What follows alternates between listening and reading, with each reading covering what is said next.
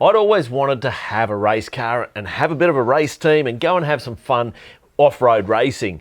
And there's an event here in New South Wales, Australia called Cliffhanger 4-Wheel Drive event. It's held every 2 years. It's 1,000 kilometres of racing held over 6 days. And it is intense, it's hectic, it's crazy, isn't it, John? Oh, it's just, it just takes it out of you. Yeah, absolutely. Now, initially, my brother Daniel was going to be my navigator for the event, but at the end of 2019, he did pass away. And so I had to find another navigator. And John, how long have we known each other? Oh, 3 or 4 years, mate. And I knew he'd had a bit of experience at an event called Tough Truck 4-Wheel Drive event. So I'm like, let's give it a go. And it worked out all right. Yeah, it worked out well. I learnt to be a navigator, not just a navvy. I think navigating on a track is different to being a navigator across wide open stuff. But also you had to draw on both those skill sets. Oh, yeah. Like there were sections of rocks that I'd get out and pack, and winching and all kinds of stuff. And yeah, absolutely.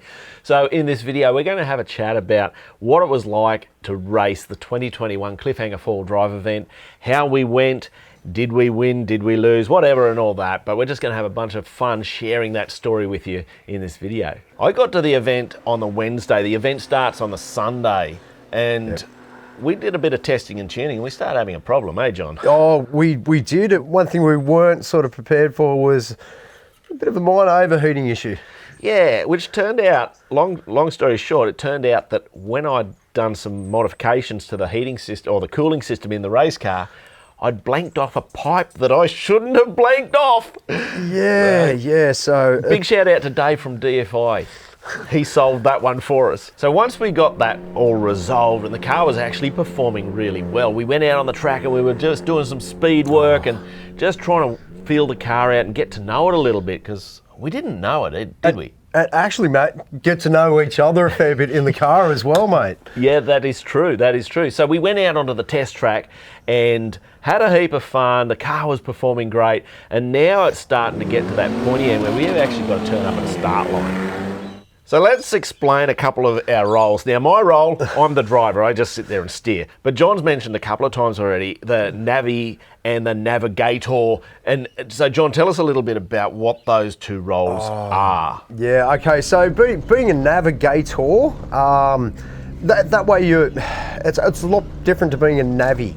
Now, a navvy in my past life in Tough Truck, we have a dedicated track. You've got the rocks there. Essentially, you're guiding your driver up through the easiest line through the rocks. Yeah, being a navigator, so my office was a Garmin GPS. So I had my waypoints put in there that we had to hit and direct Matt the easiest way, but also the quickest way. My biggest problem, and I don't know if other navigators have it, is you've got your head down all the time. There were some stages I only looked up maybe 4 times in like 3/4 of an hour, because I'm busily looking at the GPS points, and we'd be going and we'd all of a sudden nearly hit a washout, and Matt's on the brakes and I'm just looking up going, whoa. But it was a bit of a joke going on there, because every time I'd stand on the brakes, I'd get this whoa. Because my headspace was on that screen. Yeah. But yeah, it was a completely different thing. I'd never really looked into the whole Cliffhanger 1,000K event before, and I'm so keen to go back again. Our first stage is prologue, and what it meant was off the start line, we go down a descent, drive up a creek, and we're straight into this pretty decent winch wall, eh? Oh yeah, vertical winch wall of rocks with everybody watching. Yeah. This is our first time to do this, and you feel the pressure, and we both said to each other in the car before we took off, it's like, just let's play our game plan and stay focused, because I could feel the desire to sort of make sure I didn't balls it up or... Oh, same here, Matt.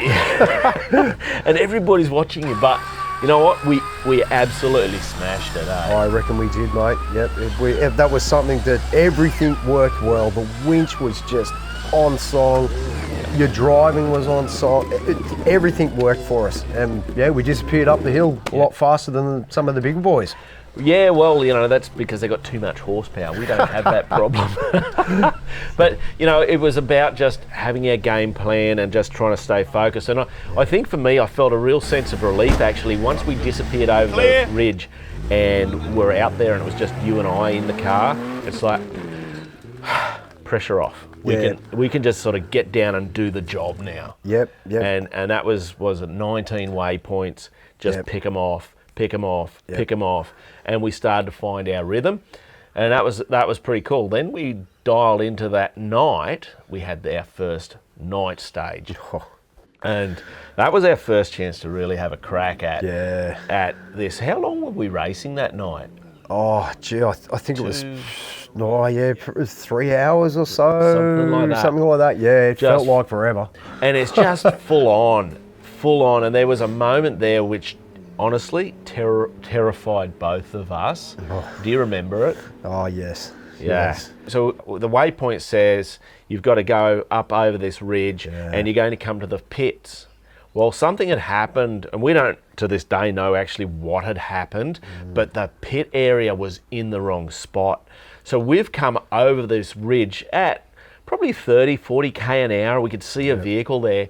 We come over that. The Raptor lights are just turning everything into daylight, but because we're going up this hill, the lights are shining up into the sky. We come over the crest of the hill onto the flat ground, and there's people in front of us because the pit's not where it's meant to be.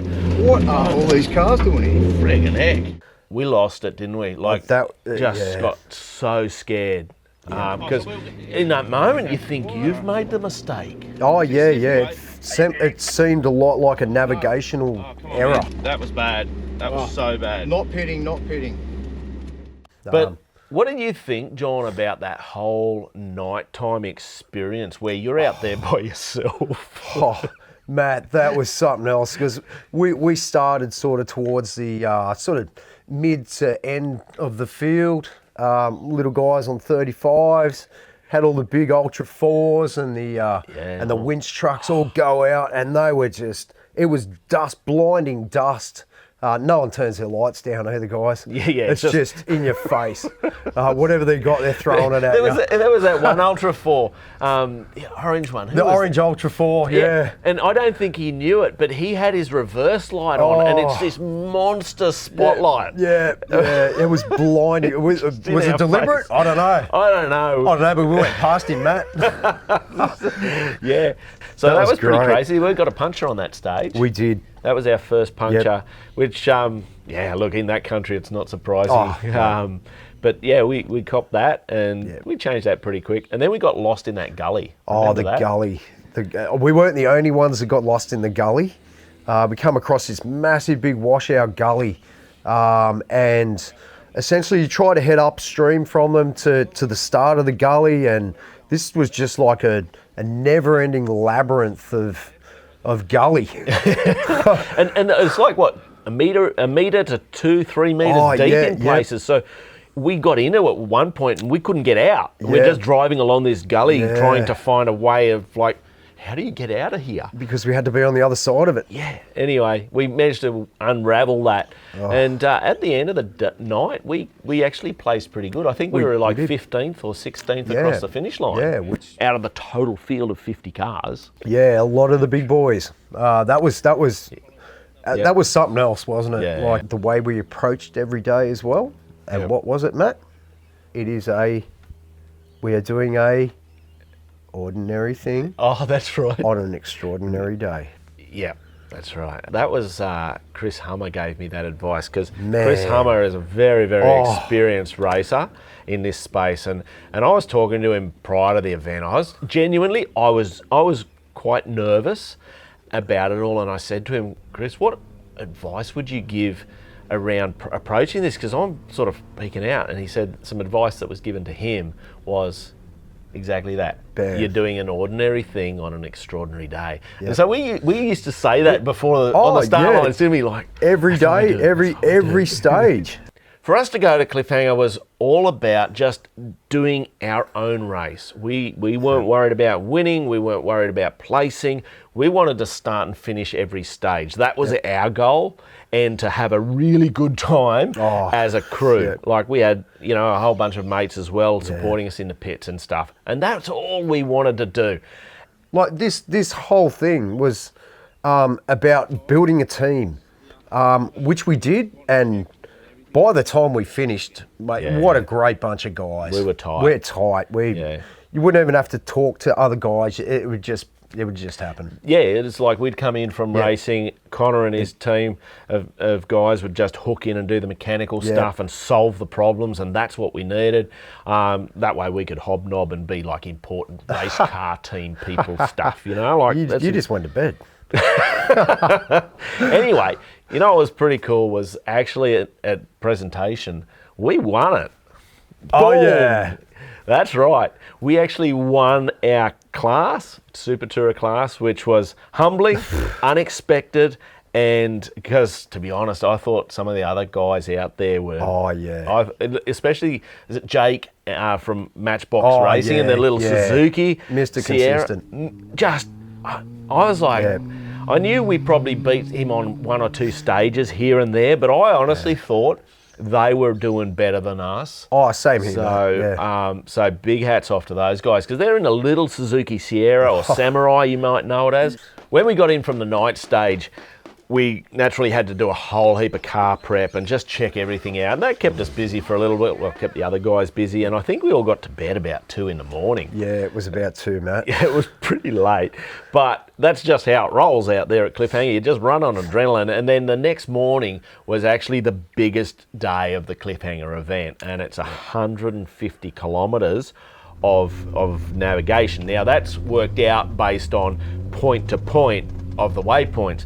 It doesn't actually mean that you can do it in 150 Ks. It's going to be more. And how many Ks did we do on the day? We did, well, it was 78 waypoints. Right. We did 197 kilometres. To do 150. 150 GPS points or distance. So that's what we had to prepare for. And we were nervous about this. Just, you're so remote. Like some of the country where we were in, the property owner, the farmer, says, I've never actually been there. I don't know that part of my property. Yeah. That's where we're driving through. I think it was somewhere, it's around about 110,000 acres. It's a massive property. Yeah. And huge. That's our racetrack. It's just out there. There are no formed roads in large sections of this place. And that's what this day is all about, is just getting out there and going to the extremes of the property, racing down creeks, racing across savannas and plateaus and down, just crazy stuff, and whatever Steve Hobbs, the promoter, could come up with to annoy us. That's what we were racing on. It was a pretty awesome day, but there were some absolute big moments, shall we say. There was some big moments. Sitting on the start line when we're there that morning was we were nervous again, to be honest. And well, straight off the start line was awesome. Straight up to some flat track. Yep. We were sitting there and John's going 80, 80, 80, 80, because we're speed limited to 80 kilometres an hour, just because our class is entry level and our cars don't have full roll cages, only a 4-point roll cage. So we're having a great old time. And what did we do? Race face on, missed the first waypoint. So we had to tear off and go back and do it again. So we get past it and John's starting to, something's wrong, Matt, something's wrong. Where's the waypoint? It's behind us. Yeah. We went past it and we've realised our mistake. So then we sheepishly had to backtrack. Now, that's not a problem. Yeah. You can see in the centre of the car that small screen. That's called a rally safe unit. And that's like the I don't know. Big brother. It has amazing features in it, and it's talking to race control the whole time. It's got a G-force meter in there. Like if we have a big accident, it'll put an alert to race control that we've had a big accident. They can send us text message and stuff like that. And one of the features which is really awesome about it is when you're approaching another vehicle, it will alert you that you could have a head-on collision. Yep. Now, you see in this footage that there is another vehicle coming towards us, and it doesn't go off. That's because we weren't going to have a collision or anything like that. But it is a little bit unnerving, you know, when you sort of see this vehicle appearing towards us on a racetrack. But the whole cliffhanger event's like that, isn't it? Oh, it is. Vehicles going every which way. Yeah, there's no set track as to where you're going. Essentially, you might have a car that's right out of your field of vision, but he's going for the same waypoint you are, and you wonder, how did he even get over there? We've gone a long way around, he's taken a shortcut, and we end up beating him there because we've gone the smarter way, essentially. Or vice versa. Yeah. But the hardest thing, Matt, is you try not to follow another car because you don't know whether or not they've got it right either. And then you can be left anywhere. Oh. It is really tempting to think that, they're doing better than us. Yeah. And that's not always the case. They could be lost like no tomorrow. Yeah. It's crazy. It's next level. Yeah. It really is. So anyway, we roar back, we find the waypoint, and we're back on track, and we're sending it now. After I got a bit cranky with myself. Yeah, he started beating up on himself. That's why you can hear me just going, "No, John, no." It was all in love, but it was basically like no point complaining about what we got wrong. Yep. Because that's not going to change what we've got in front of us. We're better off spending our energy planning for the future, the next waypoint, and what's beyond that. Oh, what is the next issue or something we're going to come up with, or drama? There's plenty of issues. There was a few on that day, wasn't there, Matt? Oh, some huge As you'll ones. see, yeah. Now that we had our first waypoint in the bag, it was time to hit the tracks and start having fun, eh? It was time to make some tracks of our own. Yeah, and we did that. Now we're bombing along a fence line and John's busy going 80, 80, 80, 80, 80. And all of a sudden in front of us is a stump. And I mean, it's right on our race line. Fortunately, we were only doing 80 and we had time to actually avoid it. We come over the crest and we can see this car up ahead and it's off the track and stopped. And we're like, what's going on here? So it turns out, as we get closer, it's one of their mates, Bruce, from All Metal Magic. He's got an Ultra 4. He's just finished completely rebuilding the vehicle. Monster V8, beautiful, beautiful build. And it's sitting there with the front wheel clean, ripped off the front of the car. Front right gone. Just, Nowhere in sight. I couldn't believe it, eh? It just ripped it straight off. Yeah, and it's like, what? And then we've realised he's hit that stump. Yep. Well, when we were talking to him after the race, he hit it at about 110 kilometres an hour, so 30k an hour faster than we were. Yeah. And he's out. He got the car going and he did race the rest of the event, but like, wow. He was telling us it took him over an hour to find the front wheel because it was a kilometre further down the track. Now, we actually did see it. Yes, we did. When we were bombing along, we saw it lying on the side of the track and we've gone, oh, look, somebody's lost their wheel. Yeah. We never even connected that it was Bruce's. No, because it was so far away, wasn't it? It was, the ghoulies and the unexpected terrain we were up against. Like Matt, you know, like one minute we're belting across a paddock which looked like it was all nice and grassy. Flat. Yeah, no, it had rocks this big underneath it. That's what a ghoulie is, That's if you're wondering. Ghoulie. These ghoulies are like these horrible rocks that range from like orange sizes to bowling ball size. Yeah. And then you'd be driving along and you'd hit a gotcha. Oh, yeah. So a gotcha's what you can see now. It's like we're bombing along, all of a sudden you're on the brakes, and this is where I was very pleased we had those terrain tamer brakes because they absolutely pull us up, as you can see. right before that ditch. Now, if we'd hit that at speed, it would have been a gotcha. Oh, it would have been a big gotcha. You know, Yeah. those brakes are just pulling you up so well, especially when you're double foot on the brake pedal. Yeah. Well, there were multiple times where, we had to pull up, and I've actually got an extended brake pedal in the car. Like, I extended it so I can put both feet on it. Most of the time I'm using that to left foot brake as I'm using the accelerator, but sometimes literally both feet on the brake pedal just, but because, you know, you got these tyres that have got so much traction available to them, you need good brakes. Yep. No point in going fast, dish. If you can't stop. There's times where you feel 80 k's an hour is plenty fast. It's plenty fast enough, let alone doing 150 or whatever what some of these other guys are doing, eh? It's 80 in our class is you fun. know you're doing 80. Yeah, it's fun. Yeah, it's fun. After a few hours racing in the 150k stage, the car all of a sudden stalled. We were going down a hill and it just stopped. Yeah, sorry man, I stalled. Just stalled out. Yeah. The power of the range. Huge. I didn't think you could stall an automatic, mate. I don't know why it's done it. It's done it twice now. We were going down a hill and it just stops on me. I'm like, what? That's weird, automatic. You know, you can't stall an automatic. Yeah. Apparently Mad Matt can. I think I might have even asked you that, mate. You did, yeah. And I'm like, well, weird, start the car, it runs fine, off we go, keep going. And this did this a couple of times over the day. Now, we don't know at the time, but this was the beginning of 2 days of intense frustration at why the car would do this. Yeah, the Cobar Gremlin. The Cobar Gremlin. It got in there, didn't it? Oh, man. So it turns out, long story short, we had two problems develop in the vehicle. The first one, again, big thanks to Dave from Design Fab Industries. Thanks, Dave. Thanks, Dave. Two from two, mate. We had a number of motor mechanics all standing around scratching their head as to why the car was doing this. And it turns out the air intake pipe between the air filter and the throttle body had split.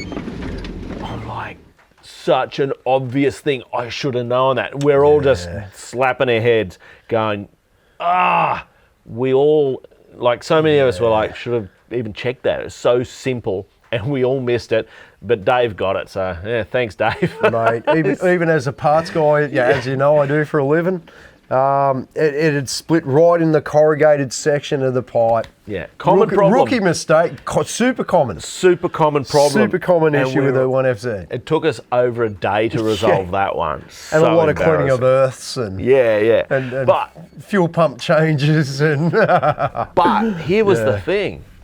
We fixed that and the car ran great Oh, sweet. for an hour. Yep.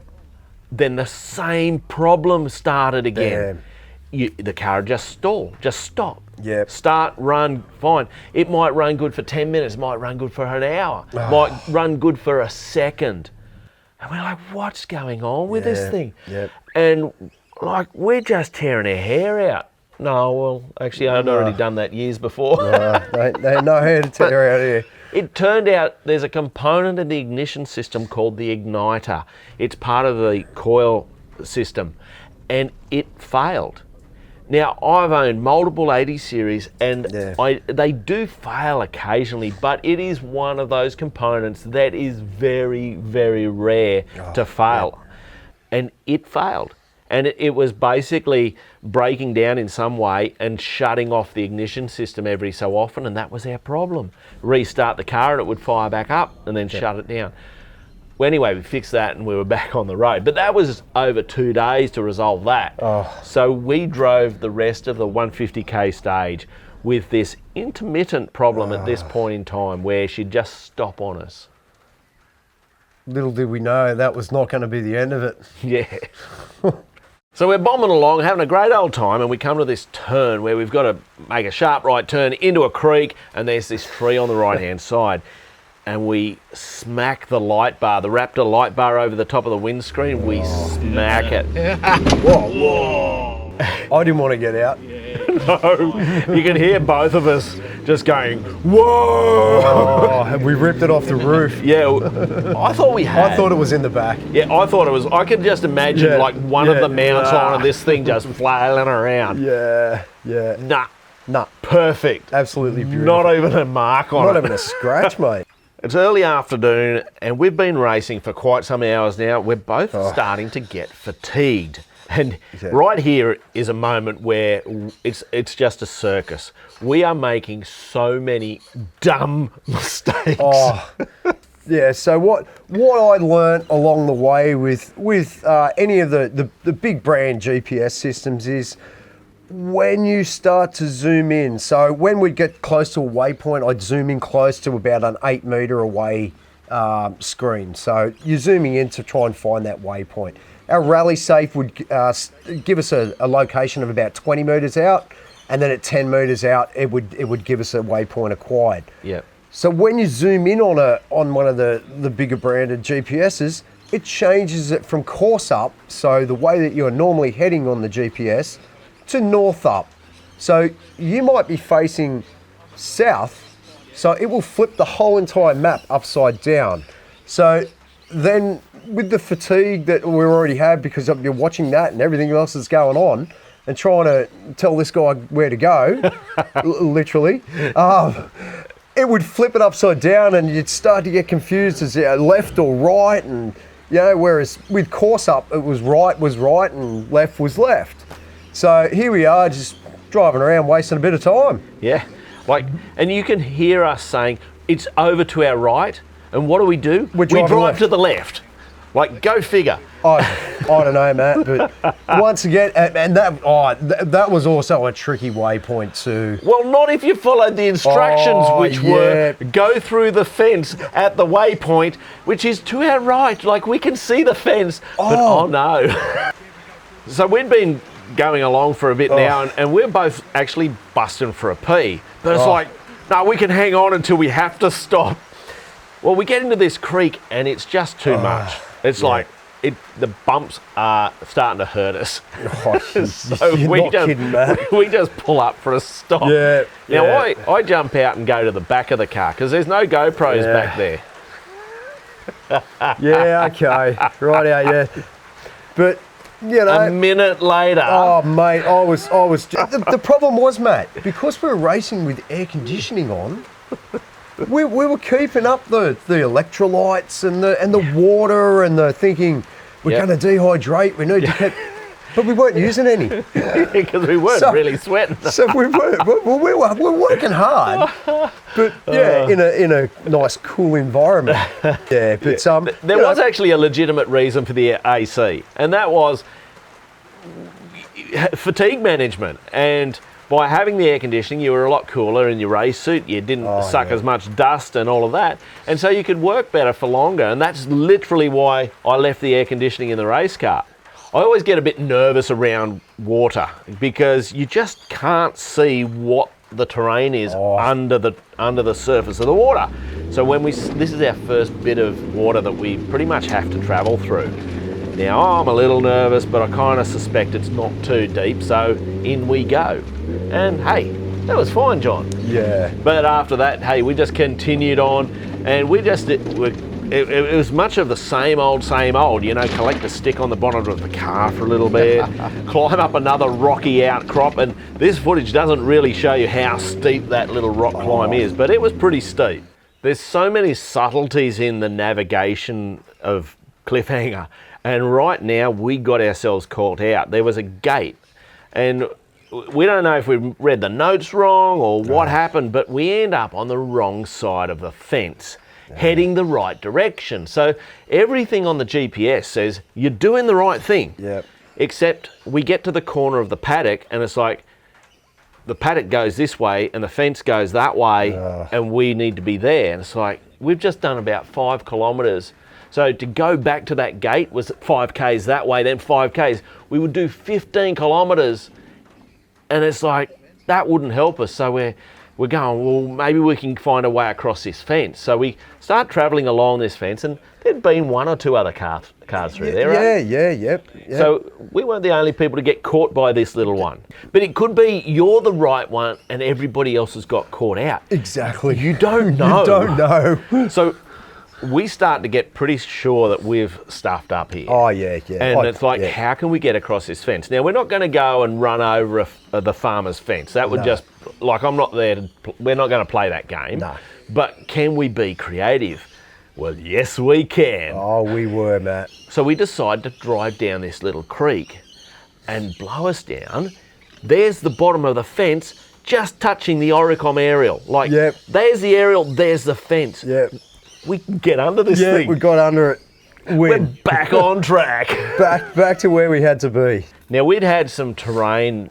John, you remember that bit where we had to go through all the scrub, all the trees? Like, it was like an hour of just winding amongst scrubby, scratchy trees. It was rough, it was tiring, but then all of a sudden, we get onto this most beautiful bit of road. Yeah, it was like hitting the highway. Oh, wasn't it? It was wide, it was flat, and we were able to do the whole 80, 80, 80, 80, 80, 80. Yeah, 80, 80, 80, Matt. And we're just hooking into these corners, drifting on the straights, drifting. It was so much fun. But all of a sudden, we heard a noise. Smoke started pouring out from the bonnet. Yep. And it's like, stop the car. Yep. Something's gone wrong. All we could smell was burning rubber. Well, we popped the bonnet, and the 24-volt alternator fan belt or drive belt had obviously disintegrated at the doing 5,500 RPM. It probably wasn't happy. Yeah. It had disintegrated, wrapped itself around the fan hub, and taken out one of the two alternator belts. Yep. And it's like, whoa, this isn't good. Anyway, it hadn't done any other damage. So we just got the knife out, we just cut those belts off. And I said to John, I know we've got spare belts, but that takes time to put those belts on the car. You know what? We're just going to run with the one alternator belt. No more air conditioning for you, John. Oh, no. No more. One of the things was, because there was only one belt trying to drive the fan, the water pump, and the alternator, that belt would slip anytime I got over about 3,000 RPM. And we'd always been racing in low range, which meant that we were regularly up at 4,000, 4,500 RPM on the motor. So I had to change the drive style. It meant I had to go back to high range in the transfer case and keep the engine RPM down. But in high range, the car was doughy because it's running 35-inch tyres and it just didn't have the gearing and the power to drive in high range, but it kept the engine revs down. I said to John, we're just going to nurse this thing in and get over the finish line, mate. That's our priority. But we didn't know what we had in store for us. We were about to get into a whole world of hurt. Oh, yeah. One of the rules of the race is oftentimes it'll say stay in the creek, and the creek becomes your road as such. Now that's all well and good, but at times there's trees that literally block the creek. So the rules allow us to jump out of the creek, and then as soon as you can, you've got to get back in the creek. Now we jump out of the creek like you can see in the footage here now, and we jump back in the creek, and it's a slightly different section of creek, and it's muddy. And I don't like mud.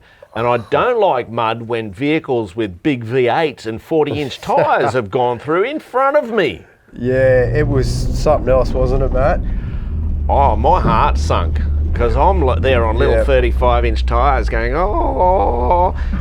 we're out of our league. Like, we're little boys trying to play with the big boys' toys. And with one fan belt.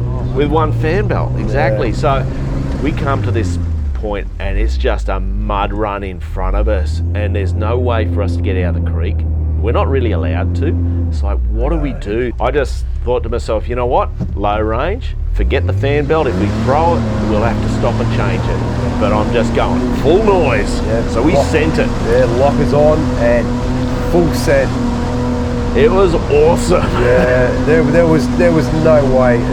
even trying to find a spot to winch from. Oh, yeah, I don't even know whether you'd be able to winch your car out of that kind of stuff. What I do know is that those Maxxis Tremador tyres, they just hooked in. Oh man, You can see the mud flying past the car, and we just full sent it down there. No cares given. that was awesome. Now we're starting to get into some territory that is familiar. Like this river that we're about to get into is the main river to the finish line. It's like you can Yep. smell the finish. It's Oh yeah, we knew that we had to stay in this creek pretty much. Yeah, exactly. Now we've done 190, how many? Right, 100? yeah, about 190 k's by this 95K, stage. something like yeah, that. Yeah, So we it's- make our way down into the creek, and then there's all this water there. And I'm not a fan. I've said that multiple times, but I can see a bit of rock where we can get across this creek. So we head down to that, and we can see one of our mates, Mick from Superior Engineering, parked up in the water. Oh, in his big Ultra 4. Yeah, big, fully rebuilt, beautiful car, and he's just sitting in the water. So obviously something's gone real wrong for them. It turned out that they'd hydraulic their motor in this water. So just seeing them there, I was nervous. Oh yeah. Straight away, it's like, well, if they're having troubles, I don't want those troubles. So as we approach them, I can see to go across the front of them, there's some mud there and it's side angle. I'm like, I just don't want to go near that. So I decide to do something a little bit out of the box by going up the embankment and making our way across this inlet from a tributary into the main river. Nobody else has been through this bit of scrub, so I'm just picking our way. We find that hole, which is a bit, ooh. Anyway, that was okay. We make our way through. We get to the edge of it. Now I've got to get back into the creek. And I look as best I can out the window of the car, and I can see there's a log there, and I can see it's pretty badly off camber. And I say to John, what do I say? Oh, you better hold on. That's right. It's just, I'm fully thinking we could roll it here. Like this could be the end of it. But I just hammer down, full noise it, and I intentionally try to flick it so the back hangs down off the embankment, and we just ride the embankment wall, and it yeah. it absolutely worked. Yeah. Now, a mate of mine, Angus, he saw that. He was navvying for Mick in the Ultra 4. He saw us do the drive. He said it was absolutely awesome to watch. I wish we had footage from the outside of the car. Unfortunately, I can't find any. So you just get this in-car look. But it was like, wow, we conquered. We overcame again. Oh, eh? it was unreal, eh? Yeah, It was, yeah. Once again, the Treps did their thing again. Yeah, just hooked Just in. kept us up.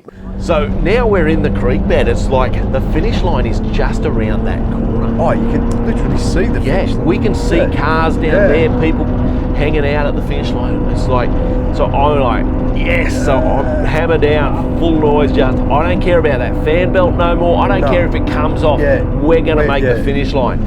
And then we come along to this water section. It's like, well, we'll just go round to the edge of that. Well, wasn't that a mistake? It was like a magnet. It's just sucked us in, It sucked us in big time.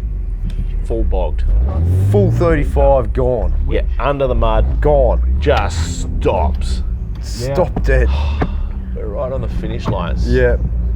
This is not only embarrassing, it's like we've had enough. Mate. We just want to go and say we did it. Yeah. Now I'm actually at this point, I've not got a lot of experience with this winch on the vehicle at this No. point in time. We've done one winch Yep. so far, and it's fully rebuilt by the guys from Winch Gear, and so I know it's a good winch, but mud sucks. Yeah. Like it gets a suction and gets a hold of a vehicle, and it takes an awful lot of power to pull a vehicle out.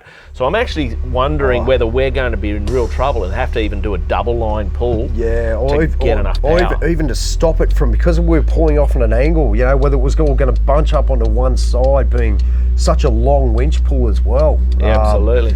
So John hooks it up, Oh. and I'm like, okay, well, time to go. So I hit the air spool, lock it in, start winching in. I've got both lockers on, and I get a bit of left hand down, so we're starting to turn to pull towards it, and we just start winching in, and it does it, eh? it just pulled it up, mate. No problems, just out we came. It was unbelievable. Job done. Yep.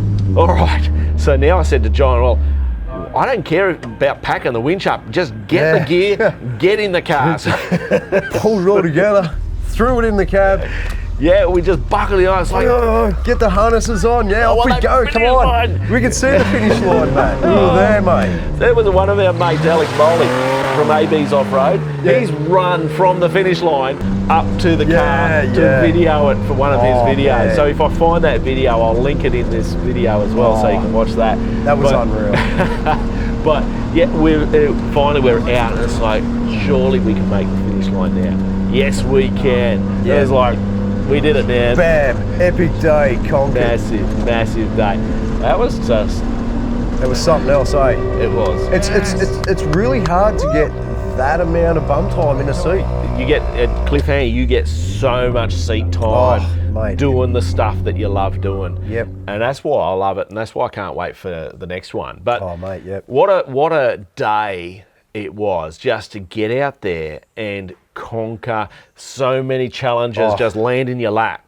You got to deal with it. Yep. Or give up. Yep. Well, we're not giving. We don't want to give up. We want to meet our goals Yep. and achieve our goals, which was to start and finish every stage. Yep. So there's another stage off our bucket list. But you know Bam. what?